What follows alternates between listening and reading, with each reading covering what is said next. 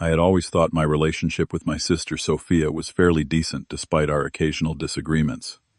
That all changed the day I received an unexpected call from my grandfather's lawyer. The inheritance of $300,000 felt like a blessing for my small family. I planned to pay off our mortgage, set up an education fund for my son, and prepare for our baby on the way. Then my phone rang. It was Sophia, her voice, oddly sweet. Before I dive deeper into what happened next, let me know where you are watching from in the comments and hit that subscribe button. This story about family betrayal might help you recognize toxic behavior before it destroys what you love most. Growing up, my sister Sophia and I had a complicated relationship. Now, at 32, I work as a software engineer, while trying to build a stable life for my family. My wife, Emma, is 6 months pregnant, after years of fertility struggles. We also have a 4-year-old son, Jacob, who has mild autism. He is the light of our lives, but his therapy and special education programs are expensive. Sophia is 36, divorced, and has 2 sons, Lucas, who is 7, and Nathan, who is 2. Since her divorce 3 years ago, she has positioned herself as a perpetual victim, constantly complaining about her ex-husband not paying enough child support, though I know for a fact he pays more than the court-ordered amount. She works as a marketing manager and makes a decent salary, but she is always broke due to her spending habits. My grandfather was the rock of our family. He raised me and Sophia after our parents divorced and remarried other people. When I was in college, I would visit him every weekend, helping with house repairs, taking him grocery shopping, or just sitting on his porch sharing stories. Sophia rarely visited, always too busy with her own life. When Grandpa got sick with cancer, I was the one who drove him to chemotherapy appointments and stayed with him during his final months. Sophia would call occasionally, but visited him only twice during his 6-month battle with the disease. When Grandpa passed away 2 months ago, I was devastated. He was more like a father to me than my own dad. The funeral was small, just as he wanted. Sophia showed up with her kids, cried dramatically, and left early, claiming Nathan had a cold. I stayed behind to handle all the arrangements, as I had promised Grandpa I would. Last week, I received a call from Mr. Peterson, my grandfather's lawyer. He informed me that Grandpa had left me $300,000 in his will. I was shocked. I knew my grandfather had some savings, but I had no idea it was that much. Mr. Peterson explained that Grandpa had been saving for decades and made some wise investments. I was overwhelmed with gratitude. This money would change our lives. Emma and I had been struggling with our mortgage payments after buying a house in a neighborhood with good schools for Jacob. We also had medical bills from Jacob's therapy sessions. With a new baby on the way, this inheritance would allow Emma to extend her maternity leave and give us some financial breathing room. That evening, I shared the news with Emma. We discussed our plans for the money, making a list of priorities. First, we would pay off a chunk of our mortgage. Second, we would set up an education fund for Jacob and the new baby. Third, we would create an emergency fund. And finally, we would put some aside for Jacob's therapy needs. We were excited and grateful, feeling as though Grandpa was still looking out for us even after he was gone. The next day, I received a call from Sophia. Her voice was sweeter than usual, which immediately put me on alert. Our conversations were typically brief and to the point. "Hey, little brother," she said cheerfully. "How are you doing?" "I am fine," I replied cautiously. "How about you and the boys?" "Oh, we are hanging in there. Life is tough as a single mom, you know." She sighed dramatically. "So I heard some interesting news yesterday from Mom." "Something about Grandpa leaving you some money," I hesitated. I had only told Emma and my parents about the inheritance. I should have known my mom would tell Sophia. "Yes," I admitted. "Grandpa left me some money in his will." "How much?" she asked bluntly. I considered lying, but decided against it. 300,000. There was silence on the other end. Then, wow, that is a lot of money. "What about me? Did he leave me anything I do not know?" I answered truthfully. "Mr. Peterson only told me about my inheritance." "I see." Her voice had lost its sweetness. "So Grandpa left everything to his precious grandson, and nothing for his granddaughter. Typical." "Sophia, I do not know if that is true. Maybe you should call Mr. Peterson yourself." "I already did," she snapped. "He said Grandpa left me his watch collection and $5,000. 5,000, Todd. While you got 300,000. How is that fair? I was taken aback by her hostility. I do not know Sophia. It was his decision. You were always his favorite, she accused. Always sucking up to him, visiting him all the time. I visited him because I cared about him. I defended myself. And I did not, she asked, her voice rising. I have 2 children to raise alone, Todd. Do you know how expensive that is? Lucas needs braces. Nathan needs new clothes every 3 months because he grows so fast. My car is breaking down. My rent keeps increasing. I felt a knot forming in my stomach as I realized where this conversation was heading. You know, she continued, her voice now sickly sweet again, since we are both his grandchildren, it would only be fair if we split the money, $150,000 each. I was stunned by her audacity. Sophia, this was Grandpa's decision. He chose to leave the money to me. Because you manipulated him, she shouted. Besides, I have children, Todd. You are just being selfish. You have a good job. Emma works too. You do not need the money as much as I do. Emma is pregnant, I reminded her. And Jacob has special needs. We have our own expenses. So your family matters more than mine, she demanded. The conversation continued to spiral downward, with Sophia becoming increasingly hostile. By the time we hung up, she had called me selfish, greedy, and a terrible brother. I felt shaken and uneasy about the upcoming family dinner at our parents' house that weekend. The family dinner at our parents' suburban home was supposed to be a regular Saturday gathering. Mom had prepared her famous pot roast, and Dad was excited to show off his newly renovated garage. Emma and I arrived with Jacob, hoping for a peaceful evening despite my tense conversation with Sophia earlier that week. When Sophia arrived 30 minutes late, I immediately sensed trouble. Her smile did not reach her eyes, and she barely acknowledged Emma's greeting. She had left her sons with a friend, claiming they were too tired to come, though I suspected she wanted freedom to confront me without distractions. Dinner started awkwardly with forced small talk about the weather and local news. Dad asked about my work, and I mentioned a promotion I was being considered for. That was when Sophia struck. Well, I guess you do not need that promotion now that you have all that inheritance money, she said sharply. $300,000 must be nice. My parents exchanged uncomfortable glances. They clearly knew about the situation. Sophia, please, Mom said quietly. Not at dinner. When then? Sophia demanded, putting down her fork with a clatter. When are we going to talk about how unfair this is? Grandpa left Todd a small fortune, while I got practically nothing. I am his granddaughter, too. It was Grandpa's decision, Dad said firmly. We need to respect his wishes. Easy for you to say, Sophia snapped. Your precious son got everything. That is not true, I interjected, trying to keep my voice calm. You got his watch collection. You know how much those meant to him. Oh yes, some old watches and $5,000, she laughed bitterly. While you get enough to pay off your house? How convenient. The conversation deteriorated rapidly. Sophia began bringing up ancient history, every perceived slight from childhood, every time she thought our grandparents had favored me. Then she turned vicious. Remember when Todd got so drunk at that party in college that he passed out and someone took advantage of him, she said with a cruel smile. Maybe if he had not been such a slut, that would not have happened. The room went silent. I felt physically ill. When I was 19, I had been sexually assaulted after someone drugged my drink at a party. It took me years of therapy to deal with the trauma, and Sophia knew this. She had just weaponized my assault to hurt me. Emma reached for my hand under the table as I struggled to breathe.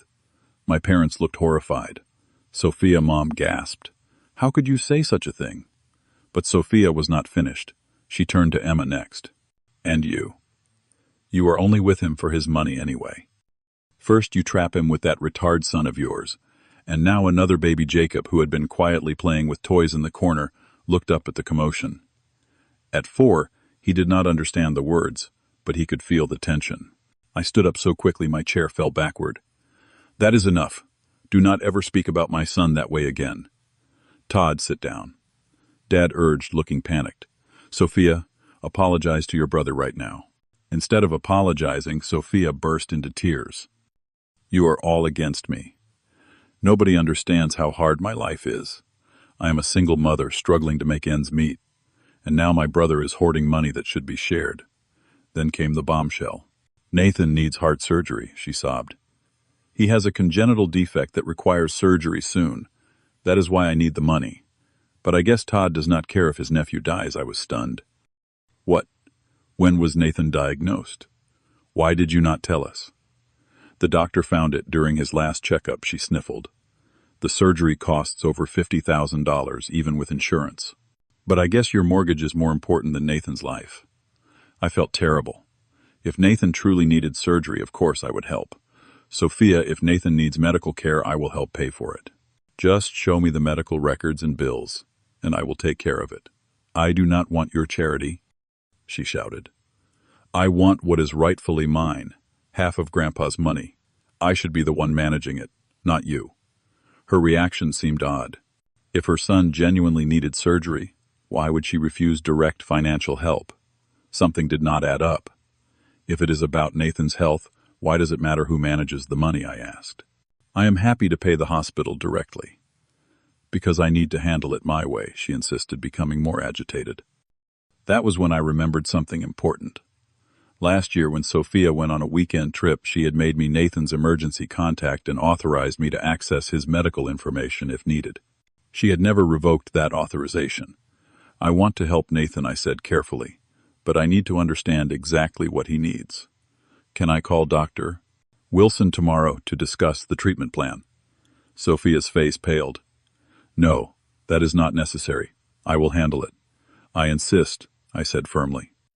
If it is as serious as you say, I want to make sure we are doing everything possible.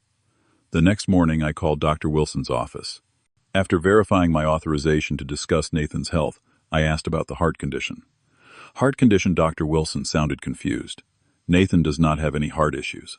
He had his annual checkup last month and is perfectly healthy. My hands trembled as I hung up. My own sister had lied about her child having a life-threatening condition to manipulate me for money. I felt sick. When I confronted Sophia later that day, showing her the notes I had taken during my conversation with Dr. Wilson, she did not even have the decency to look ashamed. Fine, she said dismissively. So I exaggerated a bit. But I still deserve that money more than you do. You lied about your son having a serious medical condition, I said, still in disbelief. Who does that? You would not help me otherwise, she shrugged. I did what I had to do. I told our parents about Sophia's lie, expecting them to be as outraged as I was. While they were clearly disturbed, their response shocked me. Maybe you could give her some of the money anyway, Mom suggested hesitantly. Just to keep the peace. Family is important, Todd. Keep the peace, I echoed. She lied about Nathan being sick. She mocked my assault. She called Jacob a slur. And you want me to reward her behavior? We are not saying what she did was right, Dad sighed. But sometimes it is easier to compromise than to fight. I left their house feeling betrayed, not just by my sister, but by my parents too. They were willing to enable Sophia's toxic behavior to avoid conflict, even at my expense. A week after discovering Sophia's lie about Nathan's heart condition, I was working from home while Emma took Jacob to his occupational therapy session. Around noon, the doorbell rang insistently, followed by loud knocking. Thinking it might be a package delivery requiring a signature, I opened the door without checking the peephole, a mistake I would soon regret. Sophia pushed past me into the house, her eyes wild and her movements erratic. The smell of alcohol hung around her, though it was barely past noon. We need to talk right now, she slurred, pacing our living room. You told Mom and Dad I lied. You made me look bad. You made yourself look bad by lying about your son's health, I replied, keeping my distance. Sophia, you are drunk. You should not be here. Please leave. Not until you agree to share the money, she demanded, her voice rising. Half of it is rightfully mine. No, it is not, I said firmly. Grandpa left it to me, and after your behavior, I am even more certain I am making the right choice by respecting his wishes. She lunged toward me, jabbing a finger in my chest. You think you are so perfect, Grandpa's favorite. The successful son with the perfect little family. Sophia, please leave now, or I will call the police, I warned, backing away. Call them, she shouted. I will tell them how you are stealing from me. Just then, I heard the front door open. Emma had returned early with Jacob. My heart sank. This was exactly what I had hoped to avoid. Todd, Emma called out hesitantly, stepping into the living room with Jacob holding her hand. Get them out of here, I told Emma urgently. Take Jacob upstairs. But Sophia had already spotted them. Well, if it is not the gold digger and the little retard, she sneered. Jacob began to whimper, sensing the hostility. Emma's face flushed with anger and fear. "Do not speak about my son that way," Emma said with quiet fury, pulling Jacob protectively behind her. "And we are leaving this room right now." As Emma turned to guide Jacob upstairs, Sophia lunged forward and grabbed her arm. "No, you stay right here. This concerns you too, you money-hungry witch."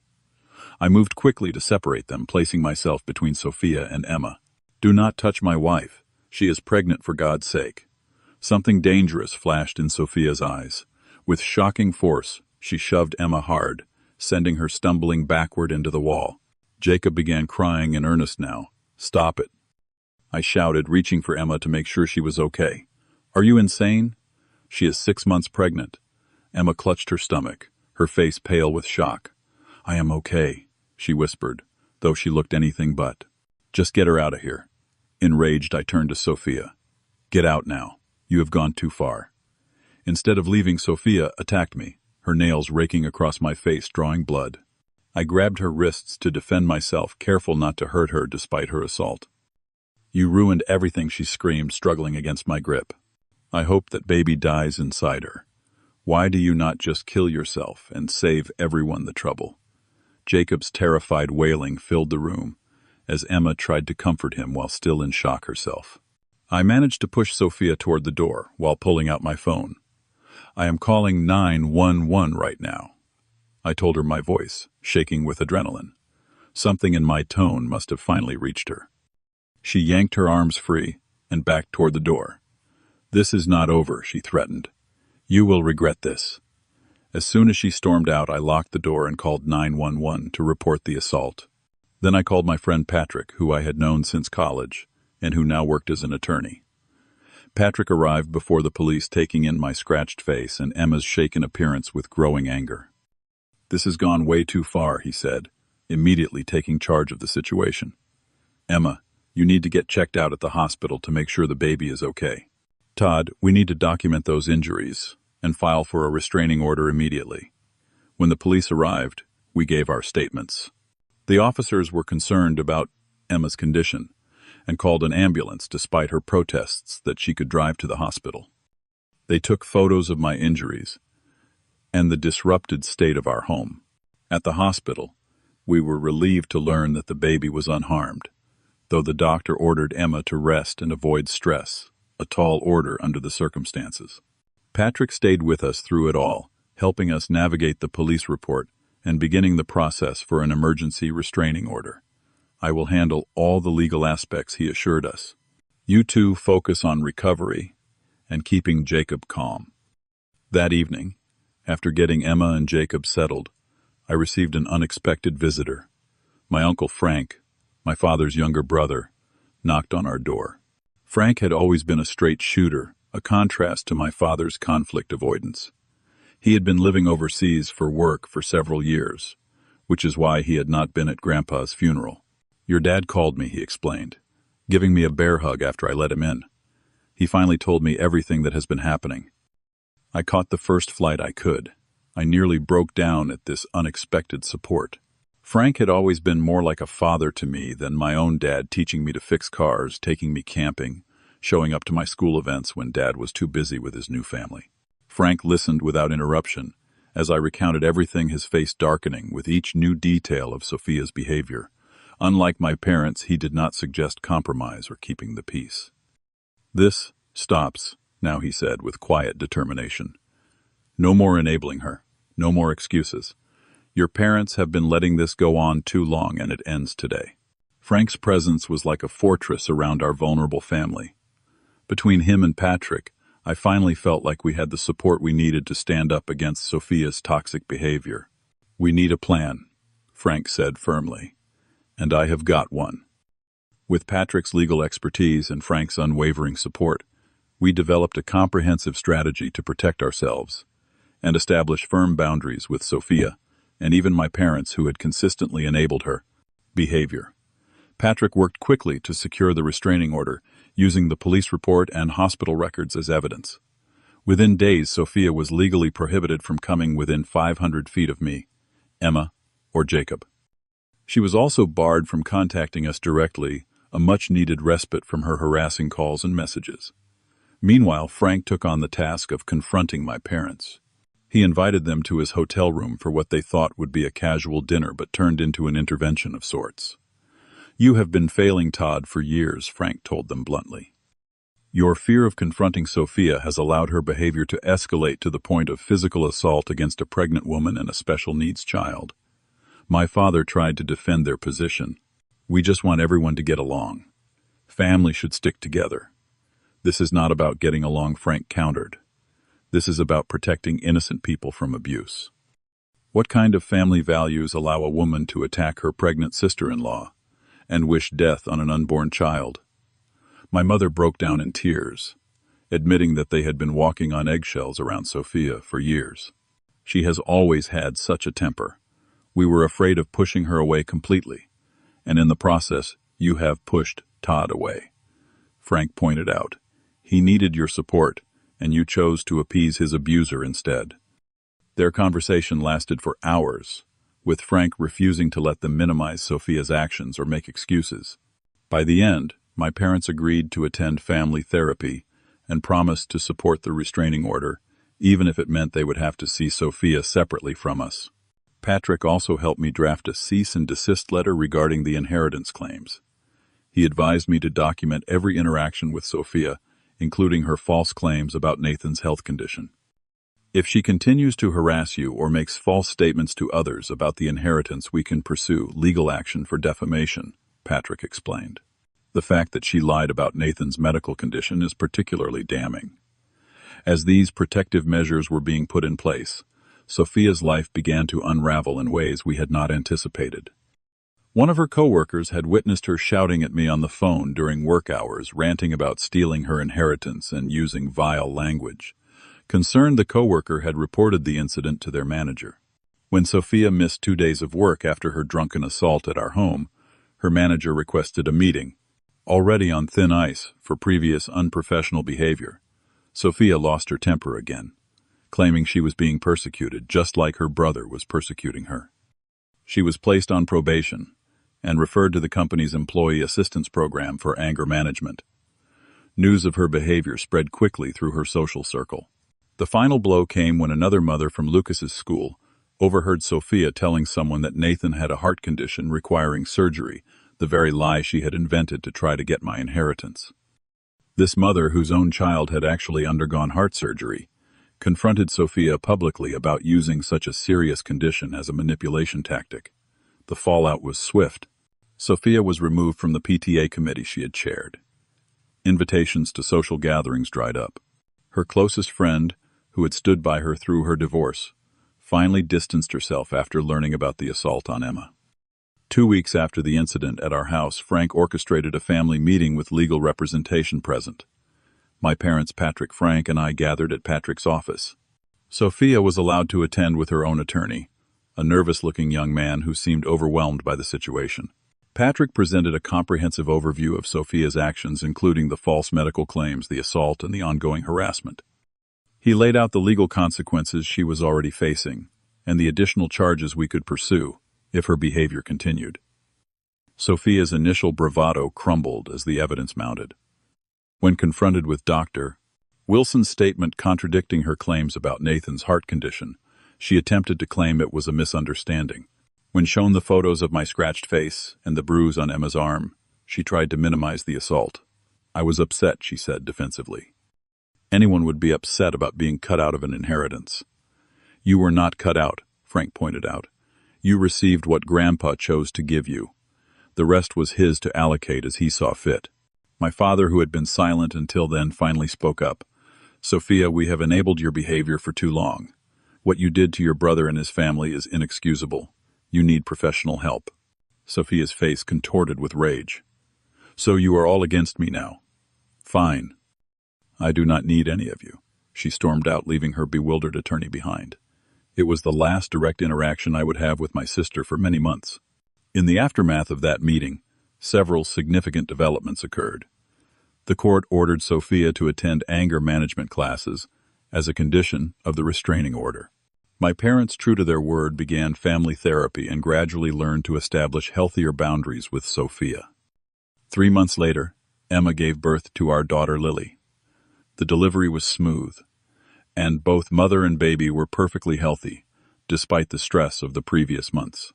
Jacob adored his little sister, constantly wanting to help care for her in his own gentle way.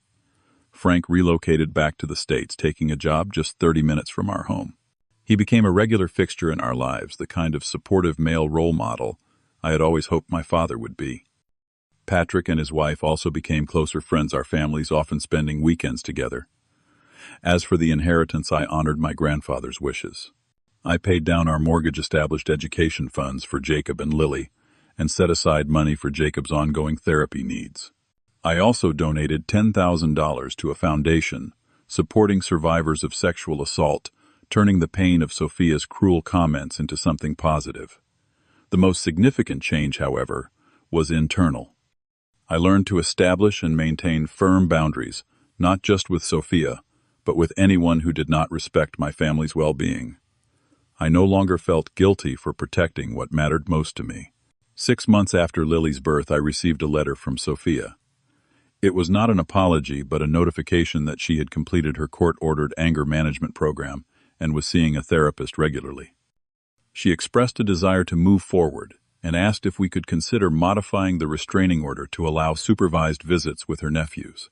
After careful consideration and discussions with Emma, Patrick, and Frank, I responded that while I acknowledged her efforts to get help, trust would take much longer to rebuild. I suggested that we might consider small steps in the future, but only with continued evidence of changed behavior and professional mediation.